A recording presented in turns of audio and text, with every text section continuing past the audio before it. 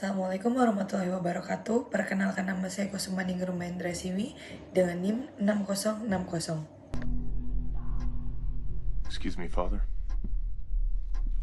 Father Moore. You'll have to come with me.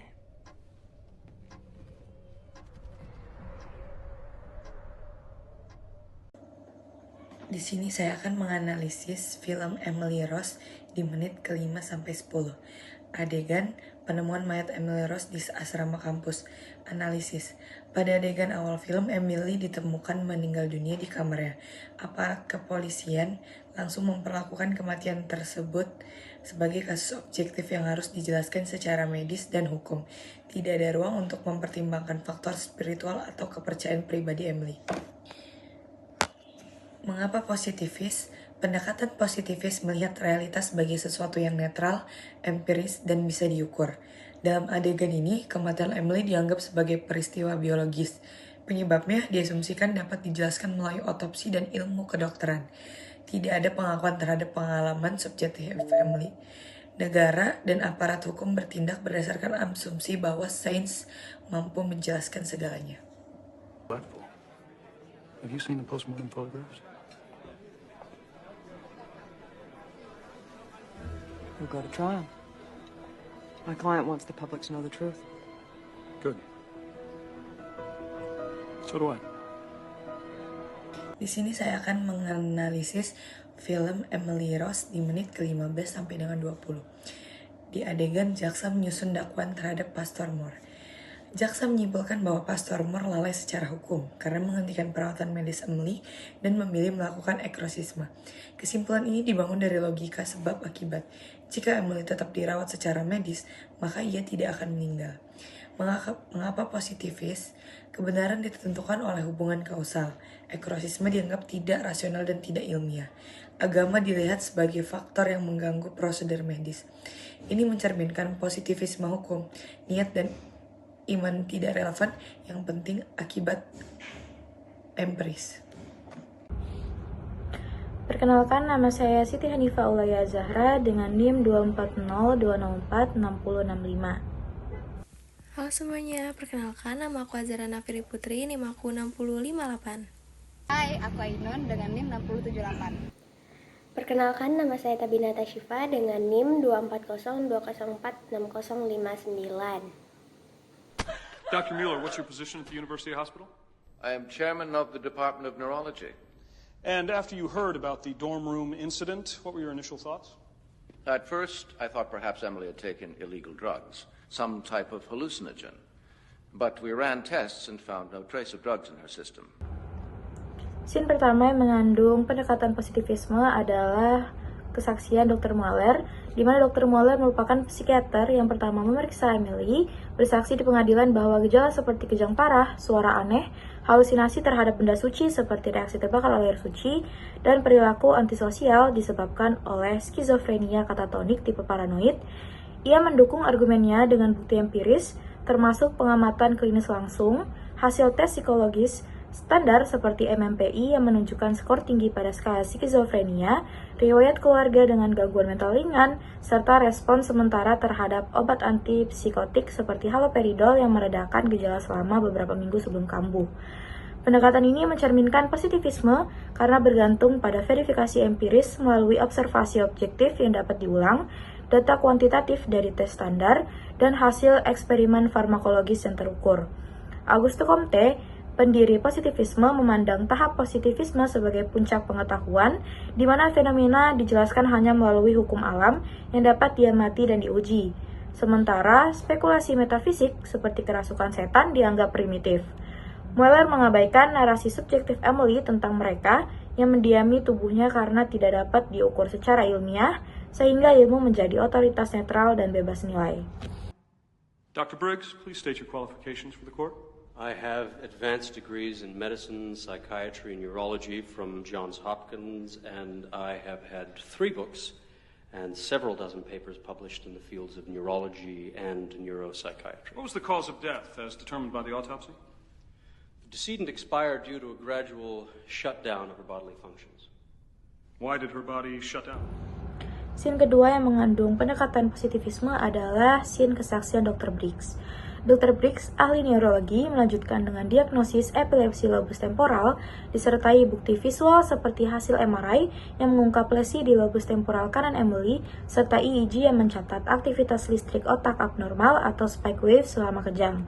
Ia menyangkal klaim eksorsisme dengan menjelaskan fenomena supernatural seperti kemampuan berbahasa Latin sebagai pengetahuan dari sekolah Katolik, kekuatan superhuman sebagai ledakan adrenalin akibat histeria, dan visi religius sebagai aura epileptik yang umum pada pasien tersebut. Ini merupakan contoh positivisme logis menurut Karl Popper dan Fiona Circle karena mengandalkan instrumen ilmiah presisi seperti MRI dan EEG yang menghasilkan data objektif, falsifiable, dan verifiable. Prinsip verifikasionisme positivisme mengharuskan hipotesis hanya valid jika dikonfirmasi secara empiris. Oleh karena itu, Briggs menolak eksorsisme sebagai keyakinan irasional atau delusi budaya, menggantinya dengan model kausal neurologis yang dapat diprediksi dan diobati, seperti dengan obat antikonvulsan. Pendekatan ini juga menunjukkan reduksionisme positivisme, di mana fenomena kompleks direduksi menjadi elemen fisik biologis dan mengesampingkan dimensi spiritual yang tidak empiris. She had awakened and thought she smelled something burning. There was no alarm, but she got up, afraid there was a fire. This is what she looked like. Before the defendant began his religious treatment. This is a photograph taken of her on the day that she died. Sekitar menit 12-14, Emily dirawat di rumah sakit jiwa. Dokter yang melakukan wawancara klinis dan merekam respon pupil gerakan mata Emily saat melihat salib. Pendekatan positif dominan di sini melakukan penggunaan DSM, diagnostik dan statistical manual untuk mendiagnosis skizofrenia.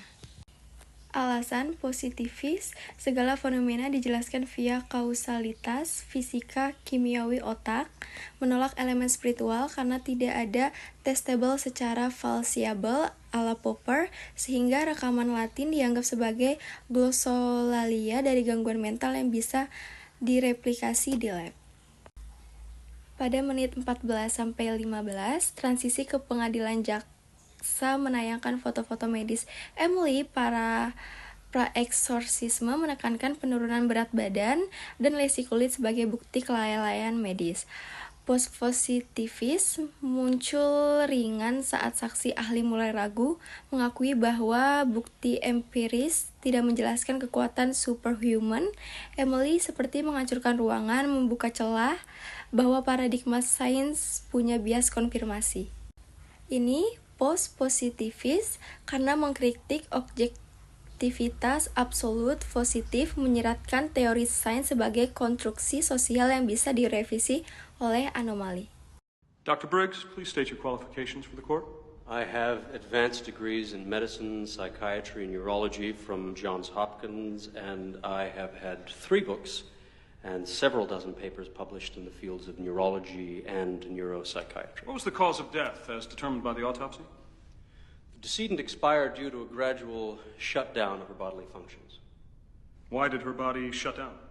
The autopsy found that it was... Pada menit 48-52, pembela Ethan Thomas memperkenalkan dokter antropolog yang menganalisis foto negatif dari kamera Polaroid Emily, gambar wajah demonik transparan saat eksorsisme yang gagal dijelaskan oleh double export karena kondisi cahaya terkendali. Post-positivis terlihat saat Chad Wright berargumen bahwa sains punya batas historis seperti penolakan Grammy Theory dulu, dan bukti ini menantang asumsi materialis. Alasan post-positivis mengakui underdetermination of theory, di mana data foto bisa diinterpretasikan plural, menyoroti relativitas pengetahuan ilmiah. Menit ke-52-55, jaksa menyerang dengan testimoni Dr. Briggs tentang MRI otak Emilia normal, menekankan bahwa gejala seperti levitasi ringan adalah histeria massal, didukung studi Salem Witch Trials. positivis, semua dikurangi ke mekanisme psikofisiologis yang bisa dimodelkan matematis. Namun, positivis muncul saat hakim mempertimbangkan reasonable doubt, mengakui bahwa konsensus sains bukan kebenaran mutlak melainkan provisional. Akhir menit 55-60, adegan klimaks persidangan dengan foto-foto eksorsisme ditampilkan. Emily dengan mata hitam total dan luka bakar asam. Pendekatan campuran positivis via toksikologi yang gagal temukan zat kimia penyebab, sementara post-positivis dari Pastor Moore yang bersaksi bahwa dia meminta persetujuan Emily untuk eksorsisme. Menekankan agensi subjektif atas dasar empiris. Alasan post-positivis, sains gagal prediksi outcome kematian Emily sehingga hipotesis demonik lebih parsimonius dalam kerangka holistik mengkritik positivis sebagai reduksi dan dogmatis. So it's taken to be proof of the supernatural? I think it's a record of certain indications that Emily was possessed, signs of possession, they're called. By signs of possession, would you mean her speaking in languages we might assume she couldn't possibly know, and the vocalization of two distinct voices simultaneously? Di menit ke-90 ini menjelaskan pendekatan positivis, di mana Ethan Thomas memberikan pernyataan-pernyataan berdasarkan data-data yang sudah dirincikan oleh si ahli neurologi yaitu Dr. Bridge, di mana Ethan Thomas memberikan pertanyaan-pertanyaan medis berdasarkan kesaksian ataupun pernyataan dari Dr. Bridge, di mana Dr. Bridge ini menjelaskan gejala-gejala Emily sebagai hasil dari epilepsi dan juga skizofrenia berdasarkan bukti empiris yang sangat kuat. Ia juga menolak penjelasan supranatural sehingga seluruh pernyataan yang diberikan oleh Dr. Bridge berdasarkan bukti medis, dan Dr. Bridge sendiri menekankan hanya data ilmiah lah yang dapat terukur dan dijadikan dasar kebenaran, yaitu berupa tes darah dan juga EEG dari Emily. Nah, selain itu banyak hal yang dilakukan Emily seperti mendengar suara-suara aneh, melakukan kekuatan super, terjadi luka-luka lebam, dan juga penglihatan yang terjadi oleh Emily itu merupakan reduksi dari gangguan otak yang dilalui atau dirasakan oleh Emily. Nah, hal ini dapat diobati oleh obat-obat dari medis dari dokter seperti clozapine, yaitu merupakan obat salah satu untuk meredakan gangguan otaknya, di mana pada pendekatan ini mengikuti prinsip post-positivis di mana ilmiah Auguste Comte, di mana hanya fakta observal saja dan eksperimen yang unik menjadikan agama atau demon possession sebagai tahayul yang tak berguna secara ilmiah. Tanpa sengaja, Ethan Thomas selaku jaksa penuntut memberikan pertanyaan-pertanyaan terkait hal-hal yang dialami Emily kepada pastor, di mana pastor mostly menjawab tidak mengetahui bagaimana medis terkait gejala yang sudah dialami Emily. It's possible. The prosecution wants you to believe that Emily's psychotic epileptic disorder was a fact, because facts leave no room for reasonable doubt.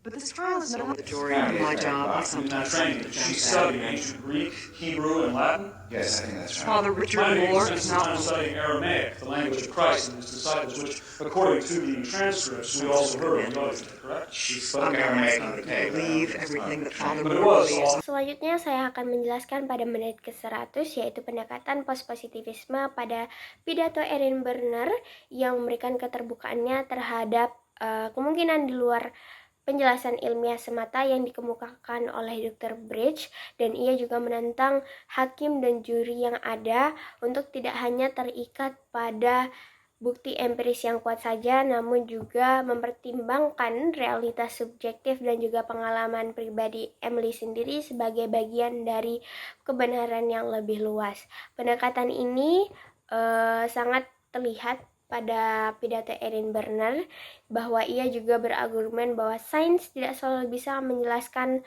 seperti gejala penyiksaan dari Emily yang melampaui diagnosis medis konvensional.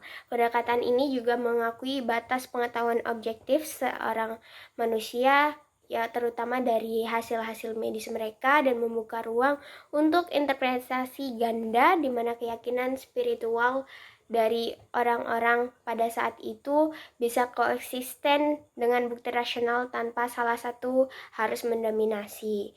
Nah, Erin juga menggunakan metafor seperti kacamata, di mana untuk mengilustrasikan bagaimana persepsi individu membentuk realitas dan menolak positivisme murni yang mengandalkan hanya data terukur dari data-data medis yang terjadi oleh Emily yang diberikan oleh Dr. Bridge. Now, what I need from you is more information about Emily's condition, the specific details of how it progressed after the dorm room episode. Well, after the first incident, she was sent to the university hospital for testing and observation. Yang pertama, pada menit 30 hingga 35 diputar rekaman eksorsisme di ruang pengadilan. Dalam rekaman tersebut, terdengar suara polifonik seolah berasal dari 6 entitas berbeda, disertai dengan kontorsi tubuh Emily yang tidak dapat dijelaskan secara medis sepenuhnya. Fenomena ini menantang pendekatan sains modern yang bertumpu pada bukti empiris dan penjelasan rasional. Pastor Morey sebagai saksi menjelaskan kejadian tersebut melalui konsep angin gaib, sebuah penjelasan yang berada di luar kerangka ilmiah konvensional. Adegan ini menyoroti keterbatasan prinsip falsiability dalam sains, di mana tidak semua anomali dapat diuji atau dibantah secara empiris. Ketika sains gagal memberikan jawaban pasti, ruang interpretasi subjektif, termasuk keyakinan religius, menjadi terbuka. Our trespasses, as we forgive those that trespass against us, and lead us not into temptation, but deliver us from evil. Who are you, demon? Tell me your name. Selanjutnya, pada menit 80 hingga 85, fokus berpindah pada kesaksian Erin Brunner dan para saksi mata. Brunner, yang dikenal sebagai pengacara ateis dan rasional, mengalami sendiri fenomena poltergeist, seperti buku yang terbang tanpa penjelasan logis. Pengalaman ini mengguncang keyakinannya terhadap objektivitas mutlak dan membuatnya mempertanyakan posisinya sendiri sebagai pengamat yang netral. Dalam konteks ini, pendekatan post-positivisme menjadi relevan, karena menekankan bahwa kebenaran tidak hanya dibentuk oleh data murni, tetapi juga oleh konteks historis, pengalaman pribadi, serta interpretasi individu. Dengan demikian, pengetahuan tidak lagi dipandang sebagai sesuatu yang sepenuhnya objektif, melainkan hasil dari interaksi antara fakta, nilai, dan pengalaman manusia.